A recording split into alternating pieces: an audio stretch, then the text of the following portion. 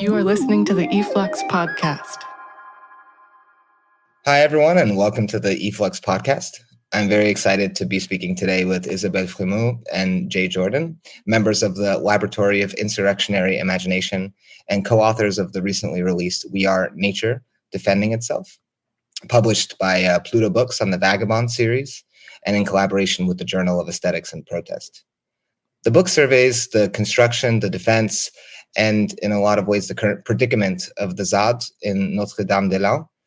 In issue 124 of e-flux Journal that was published in February, we included an excerpt from the book that discussed the formation of a collective on the ZAD that was tasked with managing the forest in a way, called Abracadabra, forgive my pronunciation, which is a, quote, playful portmanteau pun on abracadabra, the magic formula, and the French word for wood, bois, which I think is a nice way to begin with this magic formula. So to start, I wanted to ask, given that your book does a very interesting thing switching between the I and the we, given it's two co-authors living on a collective experiment, this kind of serves to give both of your perspectives and also opens up the possibility, I think, and I think you say, for collective forms of storytelling, for myth-making, and also for telling radical history. So could you both introduce yourselves to the listeners in whatever way you would like, and also talk about this oscillation between the plural and the singular first person throughout the book? Well, first of all, thank you very much for having us. I'm Isa. I am a disserting academic, an educator, a facilitator, and an activist as well. And I'm one of the co-founders of the Laboratory of Insurrectionary Imagination. And I'm Jay. I've tried for the last 25 years to balance on the tightrope between art and activism. Been involved in many movements previous to the ZAD, and met Isa in 2004. We co-founded the lab, and the Laboratory of Insurrectionary Imagination is basically a place where we try and co-design and deploy, and the word deploy is very important for us, tools of disobedience. So we bring artists and activists together to basically co-design and deploy. And when these tools of disobedience we think are necessary, that we need new tools of disobedience, and we bring artists together with activists because we think artists have a tendency to think creatively, out of the box, but tend to have big individualistic egos. Activists tend to be better at collective practices, but often a lack of imagination, often the same forms, the blockade, the camp, the riot, the flyer. And so by bringing these two together, we try and synthesize their knowledges and their skills to create tools of disobedience to deploy in social movements. And to answer your question about the choice we made to weave in the I and the we, it's actually a technique that we also used in our last book film. It's called Path Through Utopias. And it's in a way to evoke and honor the fact that everything that we recollect and discuss, we've gone through together, us two and with others as collective experience. And we wanted to underline that, but we didn't want to fuse it because we're not the same person, and it seems important to always remind ourselves and remind the reader that everything we say is actually situated. So the way of oscillating without necessarily explaining who exactly is speaking, but to show this diversity of perspectives was also one of the many ways to address and question the idea of the self as completely separate from others, and try to question binaries in general. I think that's a very beautiful response. And I think it also gets a lot to the spirit of the book, if we can call it that. I wanted to also ask about, like, before we talked about the ZAD itself and your sort of practices there, how you ended up there from teaching, making art, organizing in the UK and elsewhere. And I guess one quote that you include in the book that I think is a really nice thing to include here is from the late, great David Graeber, who is still sorely missed. He wrote that protest is begging the powers that be to dig a well, but direct action is digging the well and daring them to stop you. So in some sense, I thought that was very emblematic of your move to so-called France, but not actually France, but to the ZAD. Could you talk about going there for the first time and deciding to stay? It actually it took a longer and more torturous path, because basically we were based in London for a long time, and we both had jobs. I was an academic. Jay was also an academic and an artist.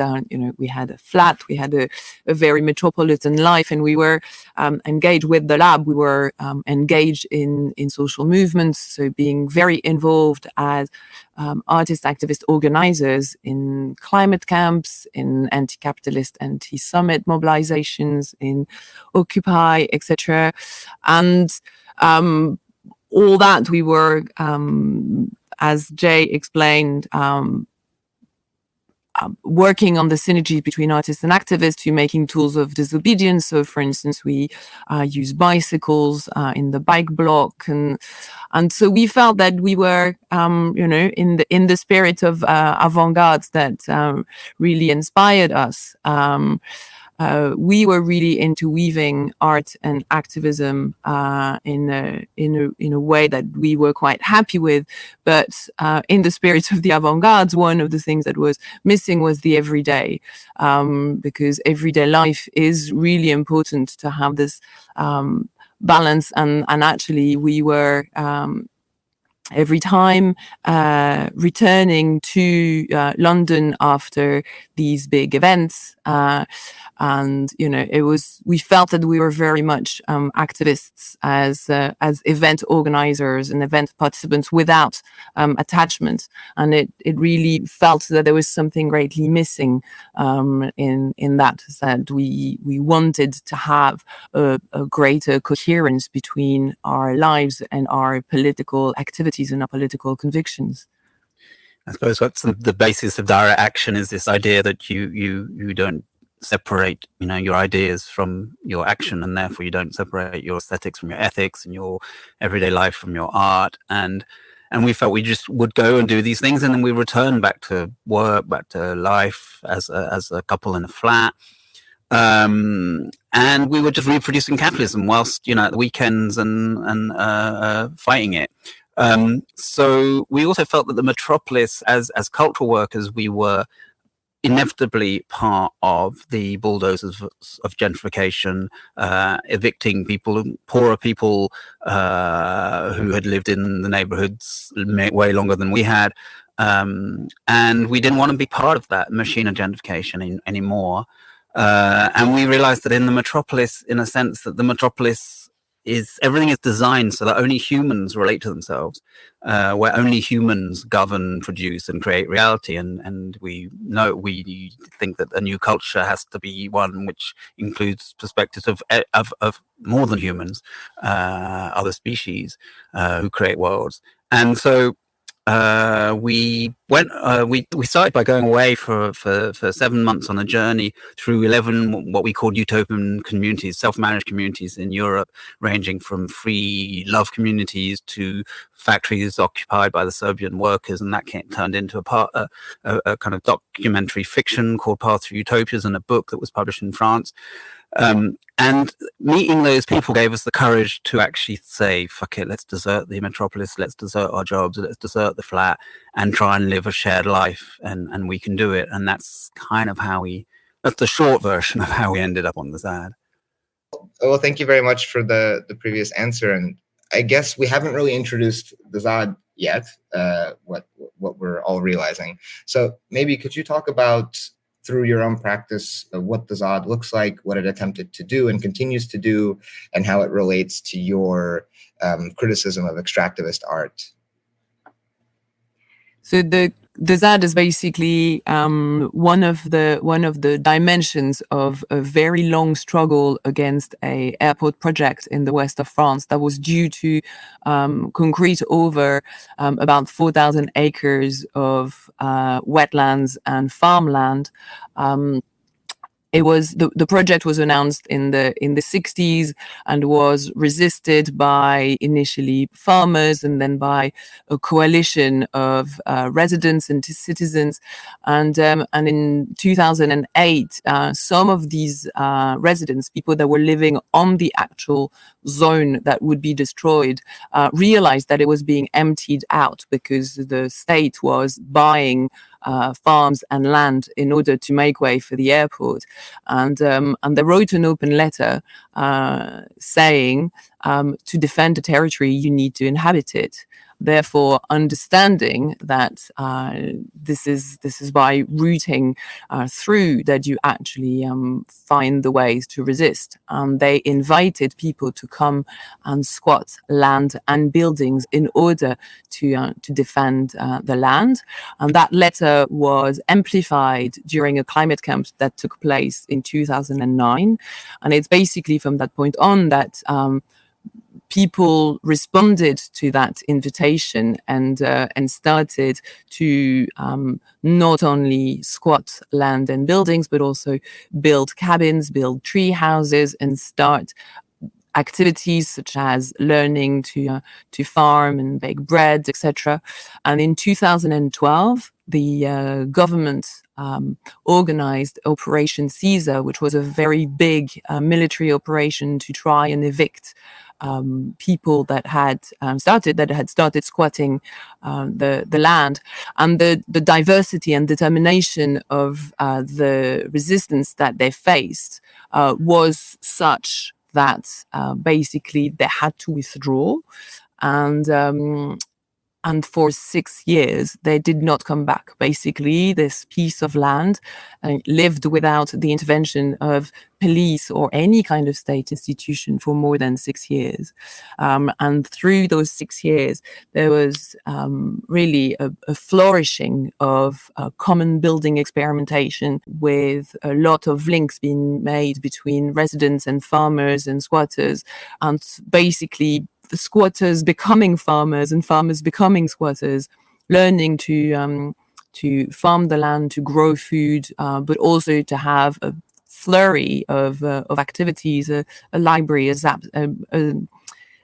rap studio, a radio station, vegetable growing, bakeries, cereal growing. I'm going to say it was a very, very effervescent zone, with at its peak more than 400 people living in 70 collectives. In January 2018, the government announced that the airport would never be built, and acknowledged that it was because it was in such a deadlock, but also announced that all those who were there would actually have to leave. And that's what the whole book is about. But maybe we'll come to that story later in the podcast about what we call the revenge of the commons, or a revenge against the commons. But why are these 1,650 hectares of wetlands? Why do we see it as part of an art practice? We think that there's this term that we coined in the book called extractivist art.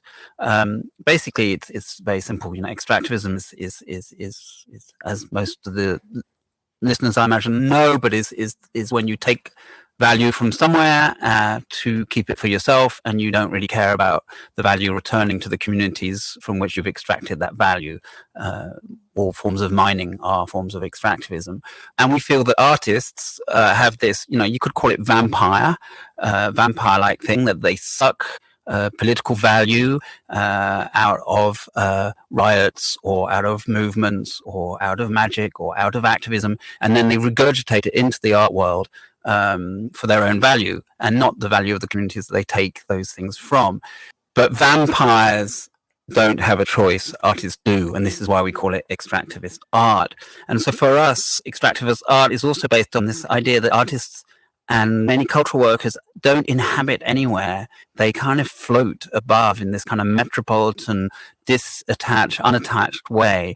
and hypermobility is more important than actually getting to know somewhere. So your artist CV, if it says, I've shown in Shanghai, in New York, in Buenos Aires, in Cairo, in Dubai, then you've got a great artist CV. If your artist CV says, well, actually, I've lived in the same village all my life, and I've really studied and embedded and embodied the relationship between different species and the communities on this land, in this place, then your art career is completely fucked.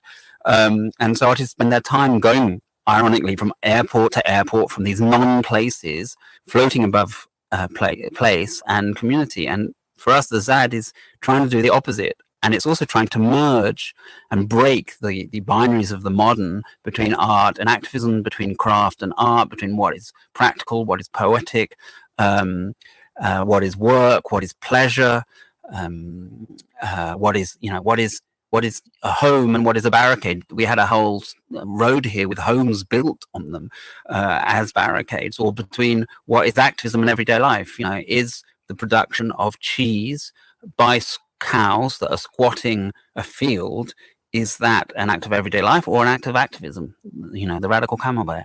So for us, coming here also was a question, as Isa said, we lived 6 years without the police, without the laws of the land affecting us. And when you do that, it requires, our definition of art is paying attention to something. It comes from Alan Capro.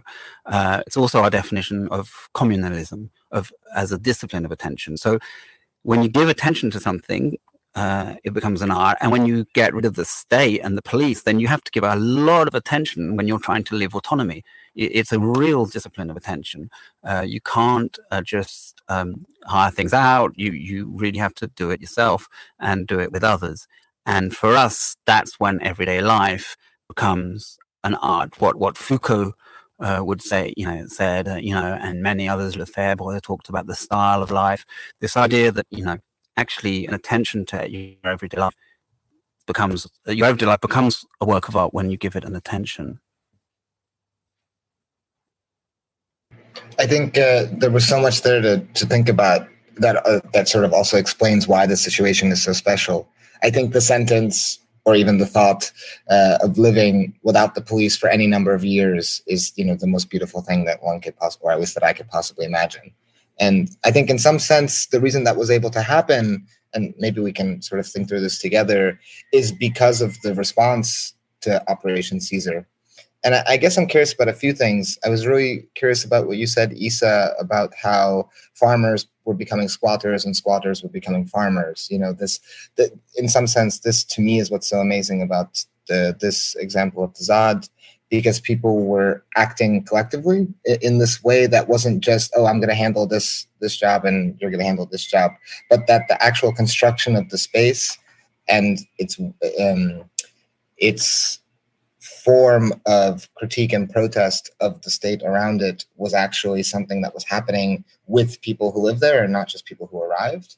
And I guess this attack in 2012, Operation Caesar, when the military came to try to evict everyone, correct me if I'm wrong, but it saw tens of thousands of farmers and activists and other people from all over come together to help defend it. And I think when you saw these tens of thousands of people, it was a special occurrence. I was just talking to a friend the other day about, some insurrectionary literature from the 2010s and why a lot of it was really unable to galvanize people in the same way. And so why do you think this struggle resonated with so many people and was also able to get past a lot of the propaganda that the state was putting out constantly? Well, of course, there are always many, many different factors that lead to that kind of echo. But I think that one of the very striking dimensions was this. What we feel is the DNA of revolution somehow is weaving the yes and the no, is weaving in the same gesture resistance and creations, to be able to, as Jay was explaining, to have this refusion of what is an act of everyday and an act of resistance. And I think that what happened on the ZAD was the embodiment of that, was very much the fact that you come and live here and occupy the land in the way of an airport project, and you start growing food, you start making bread, you start having a radio station, as a gesture of resistance, but also as a gesture of recommoning, of linking to various people. And I think that during the first eviction, during Operation Caesar, there was indeed what we call the reoccupation demonstration, where people had called up more than a year before, and a kind of, straight of strategic genius, said, well, if they come and evict 1 month later, we will come back and rebuild everything that they have destroyed, because we said the resistance during Operation Caesar was extremely determined and extremely diverse, but they still managed to, the cops still managed to destroy about 12 farmhouses and cabins on the land, and so that call was put out, and there was the time for a month to actually build that up and construct it, and through images of police putting tear gas in communal gardens, I think that these two things at once meant that the call really struck a chord, and basically 40,000 people turned up with enough construction materials to rebuild an entire hamlet in 1 weekend. So in 1 weekend, people rebuilt 5 dorms, a kitchen, a workshop, a forge, etc. So there was really that sense of being able to say, we are not just saying no, we are saying no with all our might, but we're saying no by saying yes. And I think that this is something that is irresistible in a way, and proved to be irresistible. And the other reason that the state wasn't able to evict us at that moment was, well, one, we had a great ally, which is the mud. We are on wetlands, and the mud was an amazing ally, not only to throw at the police, but also because their engines, their bulldozers were just like drowning in it, and their riot cops were drowning in it, but also because we knew the territory, we'd fallen in love with it, and the more we resisted, the more we fell in love with it, and the more we fell in love with it, the more we got to know it, and the more you know a territory, the easier it is to resist. And also the state were unable to deal with the diversity of tactics. So, you could go around one hedgerow. There's 222 kilometers of hedgerows here, and you could go around one hedgerow and you'd see a barricade on fire. Another hedgerow, you'd have a local villager singing at the police. You go past another and you'd have a tractor blockade by the farmers. You go past another, there'd be like Molotov cocktails. You go over another, there'll be naked people in the forest doing non-violent, so-called non-violent resistance. So there was an incredible diversity of tactics, and it confused them.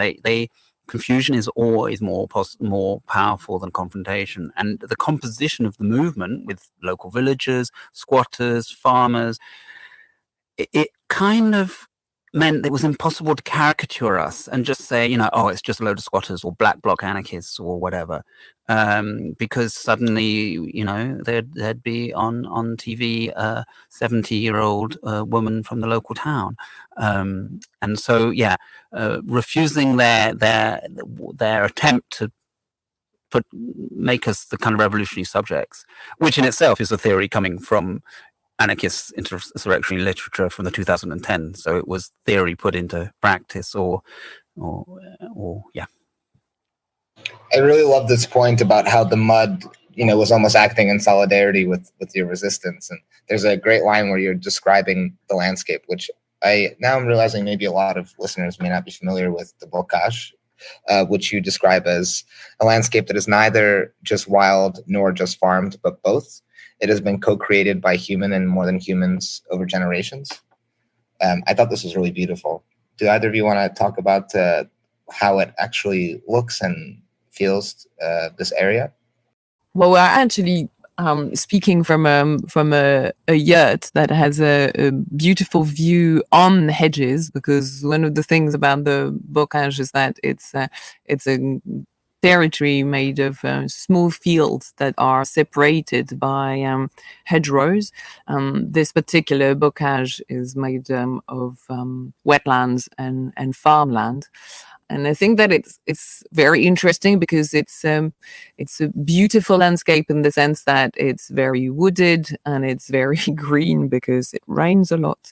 But it's not a landscape that is striking. And I think that it becomes beautiful because we love it so much. And there is very much a sense that this bocage has looked after us, looking after it. And that is something that, you develop a relationship with the land the way you develop relationship with others is by looking after it and spending time with it, like genuinely spending time with it. So that's I think that is the kind of relationship that has been built here. And in the book, we talk about this idea of an art of life as a response to extractivist art, which in a way, I mean, is when you walk. If we walk from our collective, there are 40 different collectives now on the ZAD. And if you walk from our collective to another collective across the field, through the forest, in a sense, you're walking through the forest and going, this forest will never be an airport. I'm not standing on the runway here. We resisted it with our bodies. And that, in a sense, for us is what is beautiful about an art of life, because for us, the kind of aesthetic dimension of an art of life is simply to enable life to live more, to flourish more, to opening up spaces which enable life to flourish more. And that's what we feel happened here, and is extraordinary, really. I mean, it's hard to describe really that feeling of, wow, the airport is only going to be a ghost now on this land. Yeah, speaking of flourishing, Jay, the section that we excerpted in last month's issue of e-flux was titled Flourishing, and I really wanted to ask you both to talk about it a bit more, because it kind of explained to me the feeling that you were just describing. When I was reading that the first time, I couldn't believe how beautiful it was. Your discussion of the Abracadabra, this group on the ZAD that was meaningfully engaging with the forest and deciding, which trees could be cut down and in what capacity. But also, it wasn't just a thing about people coming together and deciding how to distribute and resources that were collectively shared. It was actually a process of engaging with the forest's own needs, its own even wants, maybe we could say. Yeah, so Abracadabra is a collective that started in 2013, 2014, that actually wanted to do many things at the same time. It started also from a desire to win the battle of the imaginary and go against the imaginary of the ZAD as a camp. Because that's how a lot of media try to portray it. Because, of course, the imaginary of the camp is that it's precarious, that it's ephemeral, and there was a strong desire to show to the authorities, to the world, and to ourselves that it was possible to actually stay here for the long term, and therefore build structures, build barns, build cabins that would be strong and solid. And so that required to actually do it from the land. And so that required to develop a relationship with the forest.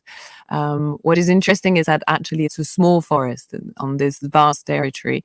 It's a small forest, so it needed a lot of care. And the idea behind Abracadabra is to really develop this this common sensibility and sensitivity to the forest, to not have experts coming like traditionally in industrially managed forests, where you have an expert that says, well, that's what the forest is. These are the trees that you're going to cut because these are the largest amount of wood that you're going to get, basically. Is to be able to see the forest as part of this territory and therefore as part of us, and to develop a sensibility to it, to get to know it. And so to organize weekly walks, for instance, where we would sharpen our gaze to it together and learn everything about it that makes it this part of us, and to try to balance out the forest needs and our human needs in wood, so in firewood and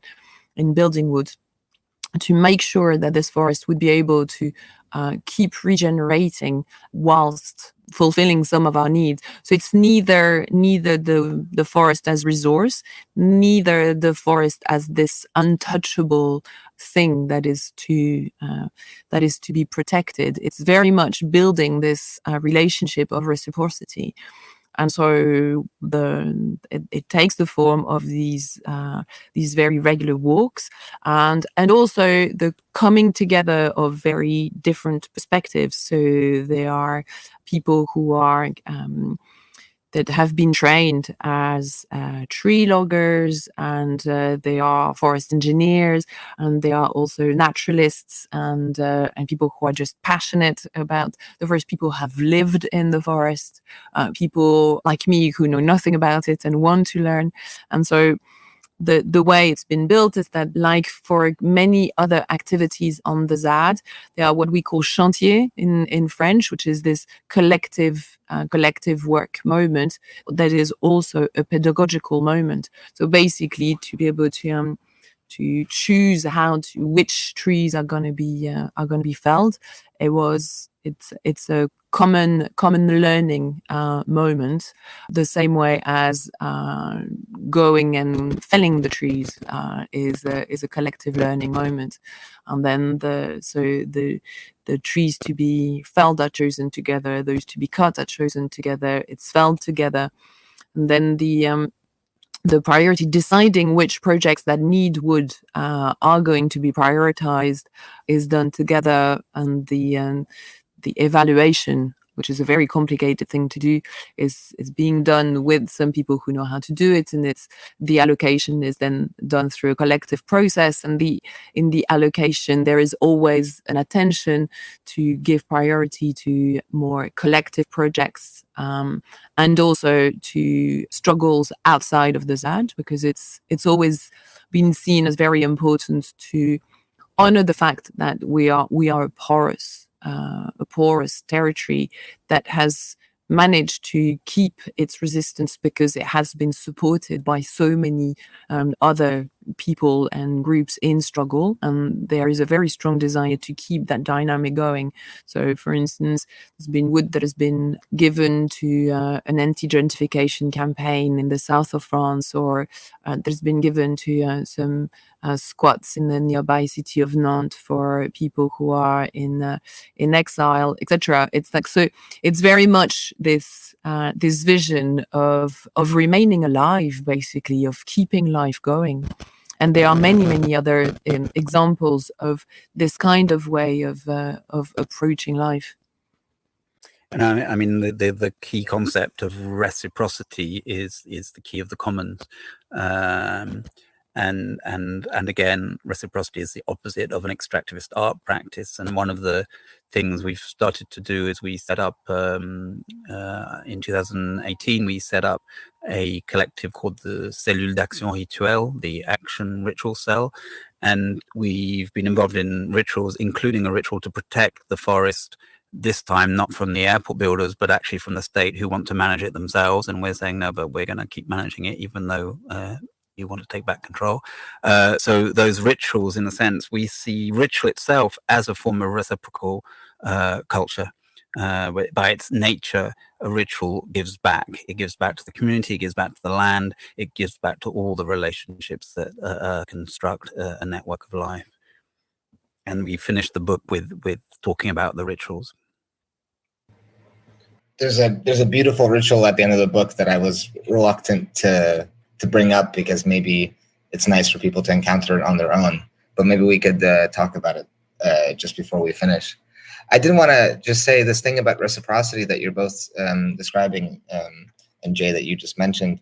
It's really amazing to think about how this struggle, or even more than a struggle, this example of collective and common life, how it connects to these other struggles that you were bringing up, Issa. So wood is felled by a collective on the ZAD that then makes its way to the south of France to help stop a gentrification process elsewhere. I mean, this is amazing. And also the fact that now there are ZADs all over France, including some interesting examples even in Dijon, where it's actually right in the center of the city, which I would be very interested to learn more about. But I guess I wanted to ask before we kind of close out is how you think that the ZAD is different from other examples of anti-capitalist and anti-colonial projects that are land-focused. So, the one thing that I'm thinking of that I think was really important to this is the fact that, as we were talking about earlier, that there are actually locals there who are participating in this. But I wonder what else you would say that made the ZAD so special and continues to make it so special. Without wanting to sound like falling into demagogy, I think that every struggle is special, every land is special, every territory is special. So I can try to answer why I think that the ZAD has managed to defeat an airport, and I think that it has a lot to do with the diversity of its composition, and I think that it took incredible amount of intelligence and determination and generosity from everyone, and a lot of conflicts and tensions and divergences as well. As like I really wouldn't want to give a completely angelic picture of the ZAD. It's also been a territory where various visions of what is resistance and what resistance should aim at and what resistance should take the form of has been the topic of very, very difficult moments and tensions that are actually still rippling through the territory and the community now.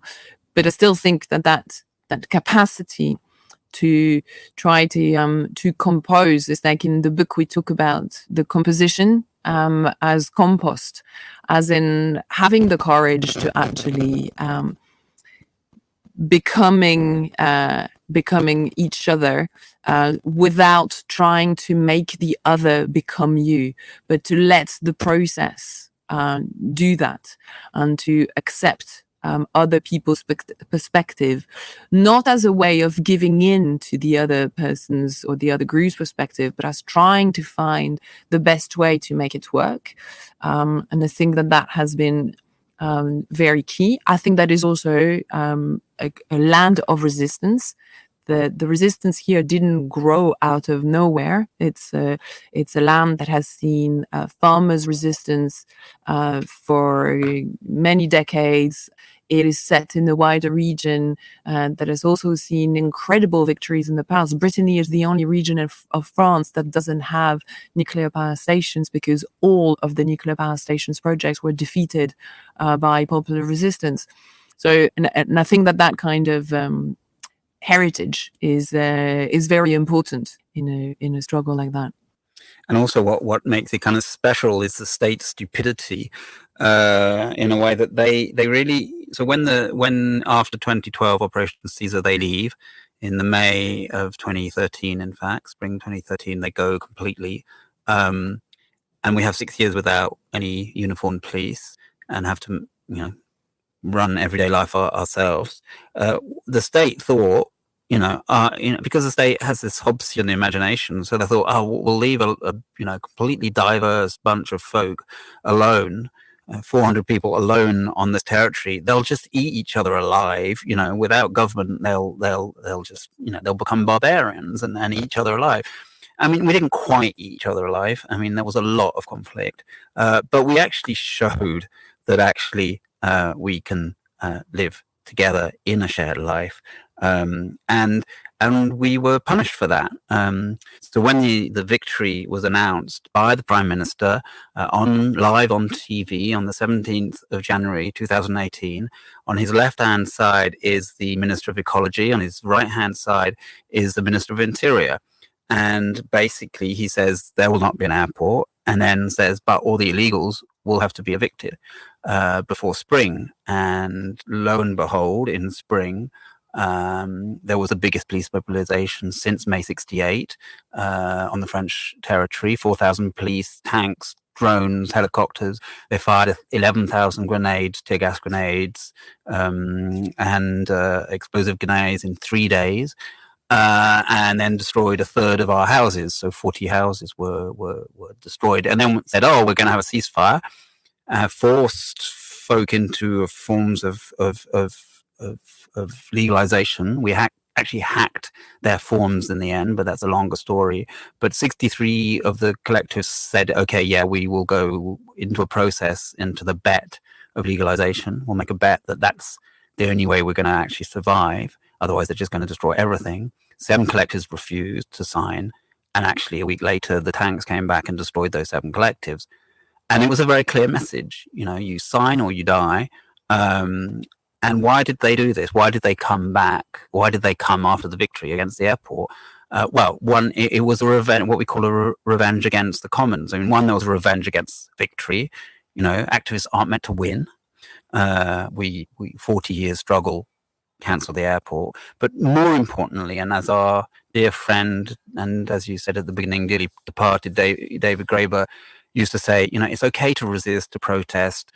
Governments can deal with that. But when you show that governments are useless and that you can actually live without them perfectly well, they get really pissed.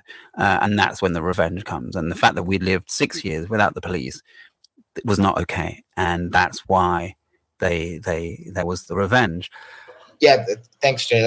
I think that's really important. And it kind of brings up maybe we could say is the biggest political quandary that we have to collectively still answer from the Zad. But I do want to also say that, in keeping with referencing the dearly missed David Graeber, that he also talked a lot about how it's very important to recognize our victories and to not, fall into cynicism, which is very much possible after years of difficult experiences with the state. But I think we have to recognize the fact that there was a victory here and celebrate that and create myths around it and create stories and continue to share it. And I think, just speaking from where I'm sitting on the other side of the Atlantic, it has been really inspiring. There are so many examples here about land defense projects, like one happening right now against the so-called Cop City in Atlanta and against the Line 3 pipeline and so many others that are in conversation with the history and the tactics that the Zad shared with us. But I guess to finish it off, I guess I could ask what maybe we can call the tragedy at the Zad, what you were just referring to, Jay, in 2018, when the state finally succeeded, or at least seemed to succeed, in splintering the movement. Though thankfully the Zad does continue to exist, as you are both testament to, even if schisms have been forced between people who lived and collectively worked on the land there. So can you talk about this as a way to close it out, and I guess what it means for the future of the Zad? Yes, I mean, I think that one of the difficulties is, of course, that the victory was built on, as we said, a lot of strategic intelligence and a lot of coalition building, but it was also built on having to put a little bit aside very strong internal disagreements. And I think that one of the great weaknesses that we felt once we managed to defeat the airport is that we had become the embodiment of many people's political fantasies, including people who had never set a foot here, and it was impossible to live up to that, given the violence of the state and the intensity of those fantasies. And I think that it's really important to bear in mind that these experiments, they cannot be pure, and to expect some experiments like the Zad to be pure. And I think that, you can see that with expectations from Rojava from Zapatistas. It's like as soon as people hear that it's actually difficult, that it's not perfect, the disappointment is very deep. And I think that this is something that we need to learn, is because if the disappointment is too deep, then people give up. And it seems to me that what we need to do is to not deny the disagreements, not deny the deep wounds that many of us have felt, and even more the people who felt that they had to leave the ZAD, because a lot of people felt that they had to leave the ZAD because they could not recognize themselves in what it had become and what it is becoming. We cannot deny that, and at the same time we cannot give up because we're not perfect. We cannot give up because it is not pure. It's like actually what it needs is a lot of healing and a lot of courage to keep trying and to keep faith in our capacity to live and work despite capitalism. I mean, we take solace in the fact that it took 40 years to defeat the airport, and it might take just as long, if not longer, to build a working commons here, because there is so much we need to relearn. And I think that this is also something that we need to bear in mind, is that actually the capacity and the skills to live with each other and to have a genuine shared life this capacity has been stolen from us by capitalism, and it takes a lot of courage to relearn it, but it needs to be done patiently and meticulously, and I think that this is what the future holds here and everywhere, in fact. Well, thank you so much for coming on the e-flux podcast. And that was Isabelle Fremeaux and Jay Jordan, co-authors of We Are Nature, Defending Itself, Entangling Art, Activism, and Autonomous Zones, published by Vagabonds through Pluto Press in collaboration with the Journal of Aesthetics and Protest. Thanks again.